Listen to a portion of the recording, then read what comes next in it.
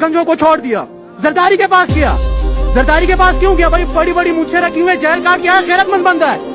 लेकिन उसी गैरतमंद बंदे को मैंने उसी बंदे से मिलते हुए देखा जिसने उसकी बीवी की नंगी तस्वीरें जहाज से फेंकी थी। मैंने कहा ये भी बगावत है, मैंने कहा ये भी बगावत है। मैं मौलाना साहब के पास आया, मैंने कहा मेरे मुल्क पाकिस्तान में, मेरे मुल्क पाकिस्तान में जिसकी बुनियाद क्या है? ला इलाहा इल्लल्लाह मुहम्मदुर रसूलुल्लाह। और भाई सारे मानते हैं या नहीं मानते?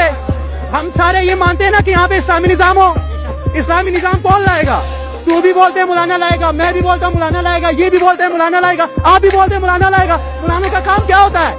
अल्लाह और उसके रसूल के बातें लोगों तक पहुँचाना। ये बात है या नहीं है? सिर्फ पाकिस्तानियों तक नहीं, उम्मत रसूल तक अल्लाह और उसके रसूल की बातें पहुँचाना। लेकिन मैंने एक मौलाना को पाया, मैंने किसको पाया? एक मौलाना को पाया जो गंजे की बातें जरदारी तक पहुंचाता था, जरदारी की बातें गंजे तक पहुंचाता था।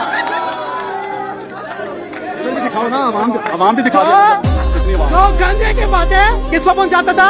जरदारी को पहुंचाता था। जरदारी की बातें गंजों तक पहुंचाता था। उसके बाद एक मिनट, उसके बाद आप किसके पास गए?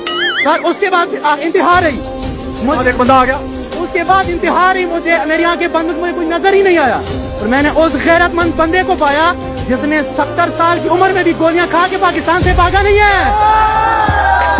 उसके प्लेटलेट्स कम नहीं हुए, वो पेनाडोल खाने लंदन नहीं किया, वो कैसे से डरा नहीं है, वो अदालतों से डरा नहीं है।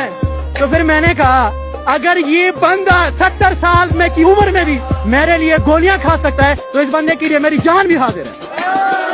मुझे कोई दूसरा